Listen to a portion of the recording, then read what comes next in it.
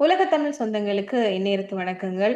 தடம் 360 இன்று முக்கியமான ஒரு சாட்சியோடு தான் நாம் உரையாட போகிறோம். அவருடைய வாழ்க்கையில கடந்து வந்த பல பாதைகளையும் பல உண்மைகளையும் இங்க பதிவு செய்ய இருக்கிறார். வணக்கம். வணக்கம். எல்லார்ட்டையும் ஹலோ. முதல் கேள்வியா கேட்கறது நல்லா இருக்கிறீங்களா அப்படின்னு சொல்லி. ஆனா இப்ப நீங்க நல்லா இருக்கணும் அப்படின்னு சொல்லி நாங்க ஒரு பிரார்த்தனையை வைத்துக்கொண்டு இந்த நேர்காணல ஆரம்பிக்கலாம்.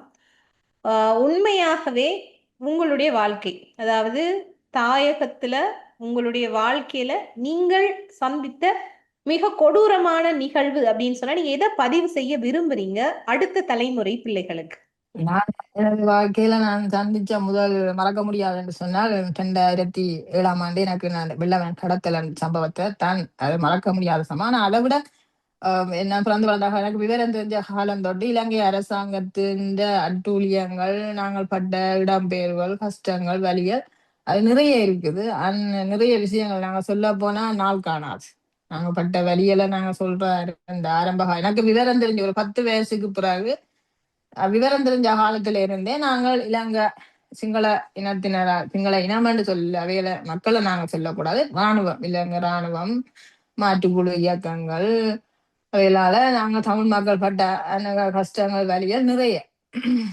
அதை நாங்க சொல்றோம்டா 2 நாள் காணாது. குறிப்பா ஒரு விஷயத்தை இப்ப நீங்க பதிவு செய்திருந்தீங்க, இந்த வெள்ளை வேன் கடத்தல். இந்த வெள்ளை வேன் கடத்தல், செம்மணி விவகாரம் இதெல்லாம் மிகவுமே தொடர்பு பட்டதா இருக்கு. இந்த வரைக்குமே நான் இதுக்கு முதலாக ஒரு நேர்காணல் அருட்தந்தை பெர்னாட் அவர்கள் செய்திருந்த போது அவர் அதுக்கு ஒரு மிகப்பெரிய சாட்சியாக இருந்திருந்தார். வெள்ளை வேன்களில் கடத்தப்பட்டவர்கள் எப்படி ரோடுகளில் கண்கள் தோண்டப்பட்டு அல்லது மிகவுமே கொடூரமான முறையில தலை அறுக்கப்பட்டு எல்லாமே தூரமாக போடப்பட்டிருந்தார்கள். அங்கொன்றும் இங்கொன்றுமாமா முதல்ல இருந்தது. இது பிறகு அதிகமாச்சு. பிறகு ஒருத்தரா காணாம போனாங்க என்று சொல்லி ஒரு மிகப்பெரிய ஒரு பட்டியலையே எங்களுக்கு இந்த தடத்துக்கு கொடுத்திருந்தார்.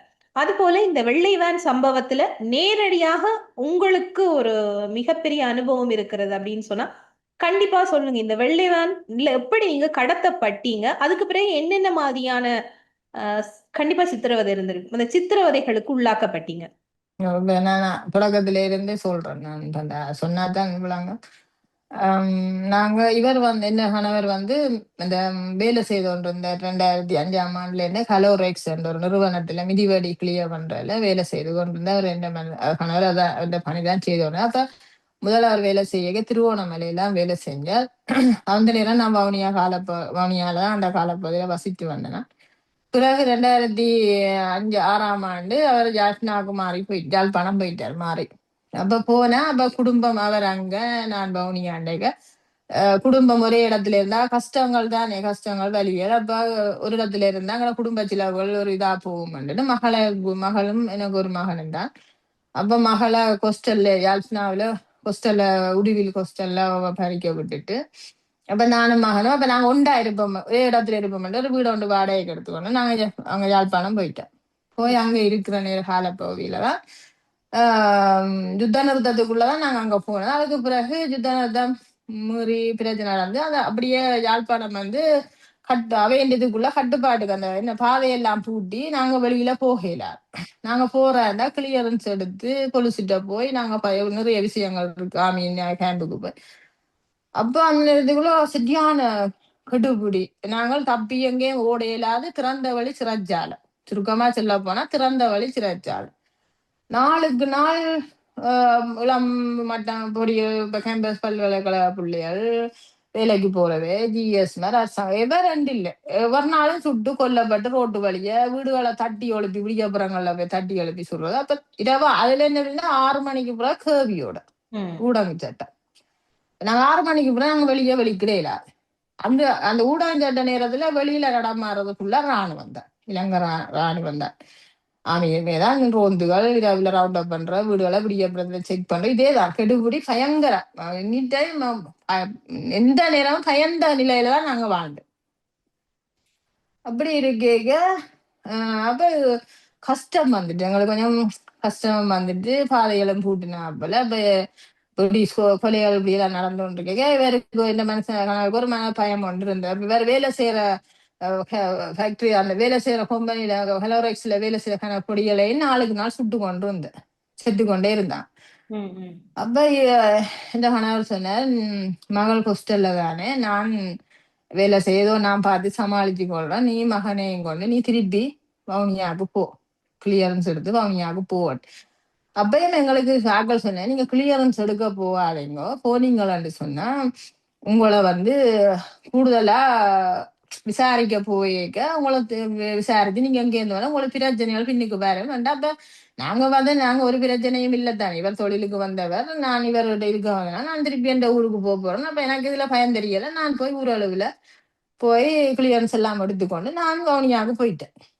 போய் ஒரு கிழமையால எங்களோட வீட்டுக்கு, நாங்க முதல் ஒரு வீடு வாடகைக்கு இருந்தோம், அந்த வீடு வாடகை கொஞ்சம் கூடாது, நாங்க வேற வீட்டுக்கு மாறி வந்துட்டு ம், அந்த முதல் இருந்த வீட்டை தான் இவே தேடி போயிருக்கிறேன். விடியப்புறம் போல போய் வீட்டை தட்டி இருக்கிறேன். அப்ப அந்த வீடு வெறும் வீடா தான் இருக்கு, ஆட்கள் இல்ல. அங்க ஆட்கள் இல்லைன்னா பக்கத்து வீட்டை போயிருக்கேன், போய் கேட்டிருக்கேன் அப்படி இந்த வீட்டுல இருந்த ஆக்களும் இங்கே. அப்ப அவைகள் கொஞ்சம் என்னோட நல்ல மாதிரி அவை தொடர்பிலான் இருந்தான், சிநேகமா இருந்தபடியா அவைய சொல்லிச்சுனா அவைகள் இங்க இல்ல, அவ எங்கேன்னு தெரியாண்டு சொல்லிட்டின. ம், ம், அப்ப 4 மோட்டர் பைக்ல ஃபீல்ட் பைக்ல வந்தவையா. அவ வந்துட்டு போவா. அப்ப உடனே அந்த புள்ள என்ன செஞ்சதுண்டா, இவைய அங்கால போவ உடனே டெலிபோன் பண்ணி அந்த புள்ள எனக்கு சொல்லிச்சு, அக்கா உங்களை தேடி விடியப்புறம் 4 மணிக்கு 4 மோட்டர் பைக்ல ஃபீல்ட் பைக்ல ஆமி வந்த தேடி ம், உங்களை சுட போறாங்க போலதான் கிடக்கு, வந்தது நேச்சரை பார்த்தா பயமா இருக்குது, அன்னைய எங்க நின்றாலும் ஓட சொல்லுங்க, விட்ட நிக்க வேணாம்னு சொல்லுங்க, ஓட ஒளியுது, நீங்க வவுனியா போயிட்டீங்க தானே, அன்னைய ஓட சொல்லுங்க. அப்ப நான் படாருன்னு சொன்னேன், ஓகே அம்மா நீ வை நான் அடிக்கிறேன் படாரு வச்சுட்டு நான் போன் பண்ணி இவருக்கு சொன்னேன், ஒரு நிமிஷம் விட்ட நிக்காதீங்க, ஓடுங்க, ஓடிப்போய் மனித உரிமை ஒழுங்க சரணடையுங்க. இப்ப விடியப்புறம் 4 மணிக்கு ஆமி தேடி வந்ததாமே பயந்த நாங்களா கலோரெக்ஸ்ல வேலை செய்த பொடியெல்லாம் ஏற்கனவே சுட்டு சரி. கொண்டிருக்கிறாங்க தானே. அப்ப எங்களுக்கு அத கேளு, அதுல எங்களுக்கு பயம் வந்துட்டு. அப்ப நான் இவர்கிட்ட சொன்னேன், நீங்க ஓடுங்க, ஒரு நிமிஷம் விட்டா நிக்காங்க, நீங்க ஓடுங்க, ஓடி சரணடைங்க, மிச்சம் புறவை பார்ப்போம். அப்ப மகள் ஹாஸ்டல்ல தானே அவ பாதுகாப்பா தானே இருக்கிறான்ட்டு சரியாண்டுட்டு இவர் ஓடி ஓடி போய் உடனே சரணடையல. உடனே இவர் ரெண்டு பின்னரமா போயிட்டு இவருக்கு பயம் வந்துடுற, அப்படியே தேடி வந்ததை எங்கே ரோட்டு வழி எங்கே நின்றா போற பாதையில சன்ன சுட்டா அப்படின்னு இவர் பயத்துல ஒளிச்சு ஒளிச்சு போய் குருநாதர் ஒரு சேஜ் ஒன்று இருந்தது, அந்த சேஜுக்கு அதை மனித உரிமை குழுவும் கிட்ட எங்கேயோவா அது வேற தான் சொன்னவருக்கு தான் தெரியும். அங்க போய் வேற ஒரு ஆளுக அந்த சேஜுக்குள்ள ஒளிச்சிருந்திருக்கிறேன், மாதா சுருவத்துக்கு பின்னால ஒளிச்சிருந்துட்டு விடியப்புறம் போல ஒழும்பி படாரண்டு ஒரு ஆட்டோவை பிடிச்சு கொண்டு ஓடி போய் ஓடி போய் அப்ப அந்த ஆட்டோவுக்கு 500 ரூபா காசு கொடுத்துருக்குறேன். கொடுக்க அந்த ஆட்டோக்காரால்கிட்ட மாத்துறது காசு இல்லையா. அப்ப அந்த காசையும் அப்படியே வேறு விட்டுட்டு, அது இதுக்கு ஒரு வரலாறு இருக்கு, நான் அதை சொல்றேன். அப்ப 500 ரூபா காசையும் கொடுத்துட்டு அப்ப நான் நீ வச்சு கொள்ளன்ட்டு வேற ஓடி போய் உள்ளுக்கு சரணடைஞ்சிட்டு அடைஞ்சு ஒரு மாதம் 2 மாசம் ஒரு மாதத்துக்கிட்டே ஆயிடும். அப்ப இவர் எனக்கு போன் பண்ணி சொன்னார், நான் இப்படி இருக்கிறேன், சரியான கஷ்டமா இருக்கு, நான் போட்ட ஒரு உடுப்போடான் இருக்கிறேன், மகளும் ஹாஸ்டல்ல, நீ ஒருக்கா வந்துட்டு போனா உதவியா இருக்கும், எங்களுக்குரிய வேலைகள் சாப்பாடுகள் எங்களுக்கான ஒழுங்குகளை செய்துட்டு மகளையும் ஒருக்கா பார்த்தா அவளுக்கும் ஏதாவது செய்துட்டு போனீங்கண்டா நீ அங்கே போய் பேசாம இருக்கலாமண்டா. அப்ப உண்மையும் போட்டோ போட போனவர் தானே. வேற ஆக்கள் என்ன பிரச்சனைன்னா அந்த இடத்துல உதவி செய்ய மாட்டாங்க, வேற ஆக்கள் போய் இப்ப இந்த மகனவரை போய் பாருங்கன்னு சொன்னா போய் பார்க்க மாட்டேன், ஏன்னாண்டா யார் போய் அங்க பார்க்கணும்ன்றதை தொடர்பு எடுத்து ஆமிக்கு சொல்ல ஆள் இருக்கு. அப்ப நீங்க எனக்கு உதவி செய்யாண்டு போய் கடைசியில உங்களோட குடும்பம் அழிஞ்சு போயிருமன்ற பயத்துல நீங்க வர மாட்டீங்க எங்களுக்கு உதவி செய்ய. அப்ப மக்கள்ல அதை நாங்க குறை சொல்லல அந்த கட்டத்துல, அதை நாங்கள் அந்த உரிய ஆக்கள் தான் போகும், என்னமோ கஷ்டம் வழியே நாங்க அப்ப சரியானது. நான் ஐசிஆர்வில பதிஞ்சு அது அந்த வேலையை செய்து வந்தபடிதான் நான் தப்பினேன். நான் ஐசிஆர்சில பதிஞ்சு இப்படி என்ற கணவர் உள்ளுக்கு இப்படி இருக்கிறேன், நான் பார்க்க போறேன்னு கப்பலால காங்கிரஸ் திருவோணமலையை போய் திருவோணமலையால காங்கிரஸ் முறையில வந்து இறங்கி போய் ஐசிஆர்ல பதிஞ்சிட்டு இவரை போய் மனோர்மா குழுக்குள்ள பார்த்துட்டு மகளையும் போய் பார்த்துட்டு மகளை வீட்டை கூட்டி வந்து சாப்பாடு நான் ஒரு 2-3ஆம் தேதி நான் வெளிக்கிட போறேன். 3ஆம் தேதி எனக்கு இந்த அடுத்த மாசம் இப்ப 10ஆம் மாதம் 14ஆம் தேதி கடத்தினா 11ஆம் மாதம் 3ஆம் தேதி எனக்கு கப்பல்ல திருப்பி ரிட்டர்ன். அப்ப நான் அதுக்கிடையில எல்லா வேலையும் முடிக்கணும்னுட்டு எல்லாத்தையும் செய்துட்டு அப்ப அங்க போன உடனே இவர்கள் எல்லாம் பார்த்த உடனே எனக்கு திரும்பி வர்றதுக்கு எனக்கு மனசு இல்லை. என்னண்டா யாரா இருந்தாலும் பிள்ளைய உள்ளத்துல புருஷன் ஜெயிலுக்குள்ள இங்க இருந்தா ஒரு இப்படி சோறா சமைச்சு கொண்டு கொடுக்கலாம் பார்க்கலாம்னு ஒரு இது இருக்குதான். அப்ப சரி பிந்தி போவோம் அந்த 3ஆம் தேதி வரணும் இடையில 15 நான் 6 நாளும் வந்திருக்கலாம். ம். நான் அப்ப நிப்பேன் போற கால பகுதி மட்டும் இடையில நின்று வைக்கலாம் செய்வோம் அப்ப நாங்க முதல் இருந்த வீட்டுல அப்ப இந்த வேறு சொன்னார் நீ இடத்துல சுரப்பு வச்சுக்க நீ எடுத்து பிரச்சனை இல்லை அங்கேயே நில்லண்டு. ம். அப்ப இந்த மகளோட ஒரு கொஸ்டல் இருக்கிற பிள்ளை உண்டு அந்த பிள்ளைன்ற ரிலேஷன்ஸ் வந்து எங்களோட வீட்டு பக்கத்துல இருந்தது. அப்ப அந்த பிள்ளைன்ற அறிமுகத்துல அம்மா சனியாண்டா அங்கட அவ தங்கச்சி போய் அவளோட படுக்கட்டும் அம்மாண்ட அந்த பிள்ளை ஒரு ஒரு 12 13 வயசு பிள்ளை அந்த பிள்ளை. அந்த பிள்ளை இரவுல எனக்கு வந்து படுக்கிற என்னோட. ம். அப்ப பண்டிராவு படுத்திருக்கிறோம். அப்ப நான் பகல் மகளை ஹாஸ்டல்ல கொண்டு போய் விட்டுட்டு வாரேன் சைக்கிள்ல வரைக்க அந்த என்ன இரவு வந்த ஆட்களை நான் முதல் நாள் பின்னரம் 5 மணிக்கு அவை என்ன விளாத்தி கொண்டு போயிடும் மோட்டார் சைக்கிள நான் அவைய கண்டேன். ம். ஆனா இவியல் என்ன பலோ பண்ணினவன்றது எனக்கு தெரியாது. ம். அப்ப நான் வந்து அப்ப எனக்கு அந்த அவை அந்த என்ன ஒரு கடையடியில தான் என்ன விளாத்தி கொண்டு போனவே. அப்ப நான் அப்ப அந்த கடையில நிப்பாட்டி அந்த கடையில சாமானம் பண்ணிக்கொண்டு நான் வீட்டை வந்துட்டேன். அப்ப என்ன நாங்க அப்படி ஒரு பிரச்சனையா இருக்கே ஒரு பயம் இருக்குன்னு அப்ப மனப்பீதியாகுமென்று நான் அதை பெருசா இருக்கேன். வந்திரவு விட படுத்து குட்டிக்கு அப்புறம் ஒரு 3:30 4 மணி இருக்கு. இந்த பதட்டத்துல அந்த டைமை நான் பார்க்கல விடியே இல்லை. இப்ப கேட்டுக்கு லைட் போட்டுட்டு தான் படுக்கிறேன் நான். அப்ப எங்களோட வீடை சுத்தி ஃபுல்லா பிட்டி ஒரு வீடு கண்ணாடி தான் ஃபுல்லா கண்ணாடி. அந்த கண்ணாடிக்குள்ளால வெளியே நாங்க பார்க்கலாம் வெளியே இருந்து உள்ளுக்கு எங்களை பார்க்கல அப்படிதான் அந்த கண்ணாடி. அப்ப நான் ஒளிம்பி டப்பண்டு கேட்டின அப்படி தள்ளிட்டு பார்த்தேன் மோட்டர் சைக்கிள் வந்து நிக்கிற சத்தம் எனக்கு கேட்டது. அப்ப எங்கட கேட்டல்ல மோட்டர் சைக்கிள் எங்கட வீட்டுக்கு அங்கால பாதை இல்லை. எங்கட வீடு தான் அந்த ஒழுங்கையில கடைசி வீடு. எங்கட வீட்டுக்கு அங்கால போறதுக்கு பாதை இல்லை இடம் இல்லை. அப்ப சரியாண்டு ஒளிம்பி பார்த்தா மோட்டர் சைக்கிளை கொண்டு கேட்டுக்கு நிப்பாட்டிட்டு கேட்டுக்கு மேலால இப்ப பூட்டு போட்டு பூட்டிருக்க கேட்டுக்கு மேலால ஏறி உள்ளுக்கு 2 பேர் இறங்குறாங்க. எனக்கு தெரியுது. அப்ப ஏதோ கருப்பா சிவப்பாலாம் எனக்கு தெரியுது.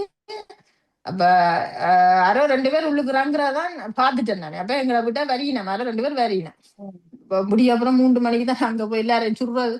ம். அப்ப என் மனம் சொல்லுது ஓகே இது எனக்கு ஏதோ எனக்கு ஒரு சம்பவம் வந்து நடக்க போகுது. இப்ப இதுல ஒன்று சுடத்தான் பாருங்கதான் இந்த நினைவு வந்தேன் சுட போயினேன். அப்பன்னுட்டு படாத இந்த புள்ள பக்கத்துல படுத்திருந்தேன் நான் ஒழும்பம்மா ஒழும்பு இப்படி செல்லம் ஒழும்பு 6 2 பேர் கேட்டுக்குள்ள மேலாள உள்ளுக்குறாங்கிறாங்க 6 தெரியல. நாங்க ஓடி போய் பின்னுக்கு பாத்ரூமுக்கு ஒளிவா வந்து கூப்பிட்டு பார்த்துட்டு போட்டுங்க இந்த பிள்ளைய மகன் இந்த மகன் படுத்திருந்த 4 வயசு பிள்ளைய தூக்கி இடுப்புல வச்சுக்கொண்டு ஓடி பின்னுக்கு பாத்ரூமுக்குள்ள போயிட்டேன். போய் நிக்கிறோம் வந்து அண்ணோய் கூப்பிடினா சத்தம் போடல நாங்க தமிழ் கதவத்தை தமிழா? தமிழ்லாம் கூப்பிடினேன் அண்ணோய் நாங்க சத்தம் போடல கதவை தட்டிச்சுன்னா அதுக்கும் சத்தம் போடல. அப்ப கண்ண நேரம் ஆயிட்டு ஒரு 10 15 நிமிஷத்துக்கு மேலே ஆயிட்டு. அப்ப இனி அவங்க இப்ப கூப்பிட்டு பார்த்துட்டு நாங்க இல்லைன்னா கதவை உடைக்க போறாங்க. உடைச்சு உள்ளுக்கு வருவாங்க.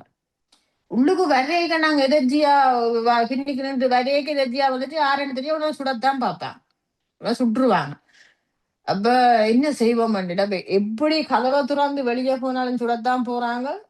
துறக்காம இருந்தாலும் வீட்டுக்கு வந்து சுடத்தான் போறாங்க. அந்த டைம்ல எனக்கு இந்த ஒரு பதட்டம் நடுக்கம் புள்ள நடுங்குது. மகன் அந்த பொம்பளை புள்ள ஒரு புள்ள அந்த புள்ள எனக்கு உதவிக்கு வந்த புள்ள நிக்குது அந்த பிள்ளைக்கு நீ என்ன நடக்க போகுது இவ்வளவு யோசனை பதட்டத்துல. சரி நான் அந்த பிள்ளைக்கு என் அம்மா நின்று பெரிய யோசனை இல்லை உங்க உள்ளுக்கு வந்தாலும் பிரச்சனை தான். ஆனா வந்தாலும் அம்மா உங்களை ஒண்ணும் செய்ய பாத்ரூமுக்கு சொல்றான் அந்த பிள்ளைக்கு உங்களை ஒண்ணும் செய்ய மாட்டாங்க. உங்களை ஒண்ணும் செய்ய மாட்டா சுட்டா என்னத்தான் சுடுவாங்க என்ன சுட்டா. அப்ப அந்த ஒரு ஹேண்ட்பேக்ல எப்பயும் ஒரு எல்லா டாக்குமெண்ட்ஸையும் தான் நான் வச்சிருப்பேன். கொஞ்சம் காசு அது இது நகையெல்லாம் அப்படி அப்ப அந்த பிள்ளையில சொல்றேன். ஏன்னா அதையே அந்த கதையை நான் சொன்னேன்டா இப்ப தவப்பன் ஜெயில நான் எனக்கு ஒன்று நடந்துட்டு புள்ள 2க்கும் ஒன்றும் இல்லையே. அப்ப அதுகளை என்றாலும் வச்சு அந்த கட்டத்தை எப்படி சொல்றேன்னு தெரியல. அந்த புள்ள அதுகளை வச்சிருந்தா 2 பிள்ளையும் பிழைக்கட்டும்ன்ற ஒரு சிந்தனையில தான் நான் சொன்னது. என்ன சுட்டா இந்த ஹேண்ட்பேக்கையும் இந்த மகனையும் கொண்டு கொஸ்டல்லாம் கொடுத்துறமா இந்த மகள்கிட்ட இதான் மாத்திர நீ செய் வேற ஒண்ணு நீ செய்யா எனக்கு இந்த உதவி மாத்திர நீ செய்யன்னா ஐயோ ஆண்டி நீங்க பயப்படாதீங்க ஆண்டி உங்களுக்கு ஒன்று நடக்காது. அந்த புள்ள துணிஞ்சு சொல்லுது நீங்க ஆண்டி ஒன்றும் பயப்படாதீங்க ஆண்டி உங்களுக்கு ஒன்றுமே நடக்காது ஆண்டியா. சரியா இல்லை அந்த புள்ள அழுதுருந்தா நான் இன்னும் பயந்துருப்பேன். ஆனா அந்த புள்ள அழ இல்லை பயப்பட இல்லை. அந்த பிள்ளை எனக்கு தைரியத்தை தான் தந்தது நீங்க ஆண்டி பயப்படாதீங்க வாங்கோண்டு சரியன்னு வந்துட்டேன். வந்து ஒரு பெரிய வீடு, பின்னுக்கு பாத்ரூம் வந்து வந்து கதவடிக்கு வந்து நின்று கொண்டு கேட்டேன், நீங்க யாரண்டு ஆரண்டு கேட்டேன். ம். கேட்க, நீ கதவை திறந்து வெளியே வா, உனக்கு யாருன்னு தெரியுமான்னு தமிழ்ல நல்ல கிளியரா எங்கட தமிழ்ல தான் நல்ல தமிழ். கதைக்கிறேன். ஓ, கொச்ச நல்ல தமிழும் இல்ல, தமிழ். சிங்களவர்கள் தான் ஒண்ணு கதைக்கிற மாதிரி. ஒன்றுமில்ல. அந்த என்ன கொண்டு போன 2 பேரும் தமிழாக்கள். அவை இலங்கை ராணுவத்தின் கூலிப்படை விளங்குச்சு. அவை கூலிப்படை மாற்றுக்குழு இயக்கத்துல இருந்து ஒன்றில் பிள்ளையாண்டி ஆக்களோ கருணாண்டி ஆக்களோ இல்லாட்டி இப்படி இப்படி 3 குழுவுல அவைதான் ஆக்கலாங்க. அவைக்கு முழு சேவை செய்யறதும் எங்கட மாற்றுக்குழு தானே. இலங்கை ராணுவத்துக்கு அட்ரஸோ இதோ வந்து கண்டுபிடிச்சு கொடுக்குறது எங்கடைய ஆக்கள் தான். இடத்தை காட்டி கொடுக்குறது எங்கடைய ஆக்கள். அது மாற்றுக்குழுதான், வேற ஆக்கள் இல்லை. அப்ப சரி ஒண்ணு தமிழ்ல, அப்ப நீ கதவு திறந்து வெளியே வா, உனக்கு யாருன்னு தெரியுமா? நான் கதவு திறக்க மாட்டேன்.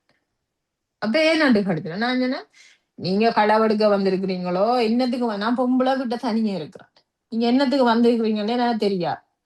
நீங்க அலுவலா இருந்தா நீங்க போயிட்டு விடிய வாங்க, நான் 5 நாள் இருப்பேன், நான் உடம்பு போக மாட்டேன், நீங்க விடிய வாங்க கதைப்போம்னு சொன்னேன். இல்ல நாங்க இலங்கை ராணுவம் வந்திருக்கோம், உங்க வீடை செக் பண்ண இலங்கை ராணுவம் தான் இலங்கை ராணுவம் வந்திருக்கோம் கதவத்துறை. நான் சொன்னேன், இலங்கை ராணுவம் உங்களை நான் எப்படி நம்புறது? இல்ல நீ எங்களை நம்பலாமன்னு இந்த எங்களோட கதவுக்கு மேல ஓட்டை இருக்கு, அந்த ஓட்டையால நாங்களோட ஐசிய காட்டிக்கணும், இந்த ஆமி தான் நாங்க இப்படி காட்டுச்சு. அப்ப நான் சொன்னேன், கொஞ்சம் நின்றுட்டு சொன்னேன், இலங்கை ராணுவம் என்றா மாத்திரம் நான் கதவை துறக்கிறேன், மற்றும்படி நான் யாருக்கும் கதவை துறக்க மாட்டேன். இலங்கை ராணுவம் நாங்க ஒரு நிறைய கொடுக்கத்தானே வேணும், அந்த கட்டுப்பாட்டுக்கு இருக்கிறோம். அப்ப இலங்கை ராணுவம் பொழுது செக் பண்ணிக்க. அப்ப நான் அந்த ஒரு இதுல சொல்றேன், நான் அந்த கட்டம் அதை கதைக்கிறதுக்கு அந்த கடவுள் அப்படி அந்த சந்தர்ப்பத்தை எப்படி நான் தந்தானதுல நான் கதைக்கிறேன், பயம் இல்லாம கதைக்கிறேன். இலங்கை ராணுவம் வேண்டா மாத்திரம் நான் கதவு துறப்பேன், மற்றபடி நான் துறக்க மாட்டேன். ஒரு பிரச்சனையும் இல்லை, நாங்க இலங்கை ராணுவம் தான் கதவை துறோம். அப்ப போய் கதவுல அந்த குறுக்கு ஒரு பலகையை போட்டுட்டு கதவை பூட்டி அப்படி பாதுகாப்பா தான் இருக்கிறேன். அந்த பலகையை போய் நான் இப்படி வெட்டுக்கிறதுக்கு அந்த கை வருகுது இல்ல, நட்டுங்குது. அடுத்த கட்டம் வெடி அந்த சுடு விழப்போதண்ட மாதிரி தான் என் மனசு. இவங்க இப்படித்தான் சொல்லி வெளியே கூப்பிடுவாங்க, சுட்டுருவாங்கன்னு பயத்திலேயே அந்த தடியை போய் எடுத்து கதவை கண்ணை அப்படி மூடிக்கொண்டுதான் கதவை துறந்தேன். துறக்கவே பிஸ்டல் தலைக்கு வந்துச்சு. பிஸ்டல் ஒன்று தலையில வச்சு ஒரு ஏக்கையை வச்சுட்டு உள்ளு அப்படியே குறன்னு கையுக்குள்ள கைய போட்டு இழுத்து புள்ள இடுப்புல அந்த பொம்பளை பிள்ளைய அதுக்கு அதை ஒரு பக்கம் கொண்டு போயிட்டான். அதை கொண்டு அதை என்ன ஒரு இடத்துல அந்த பிள்ளைங்க கொஞ்சம் பின்னிக்கு ஒரு தேசி மரம் இருந்தா தேசி மரத்தோட அந்த பொம்பளை பிள்ளைய வச்சு கொண்டிக்கிறாங்க. வெளியில போனாக்கு பிறகுதான் எங்களுக்கு தெரியும், ஏற்கனவே ராணுவம் வந்து எங்களை வீட்டை சுத்தி ரவுண்ட் அப் பண்ணி படுத்துச்சு. நாங்க விடிய அப்புறம் 3 மணிக்கு மோட்டார் சைக்கிள் சத்தத்துக்கு தான் நாங்கள் ஒழும்பினோம். ஆனா ஏற்கனவே ஆமி வீட்டுக்கு மதிலால ஏறி ஏறி ஏறி ஏறி ஒரு 200-300 ஆமி எங்கட வீட்டை ரவுண்ட் அப் பண்ணி ஃபுல்லா படுத்துச்சு. அவை வந்த 2 பேர் தான் தெரிய ஆக்க. அவை வந்துதான் வீட்டை கதவை தட்டின.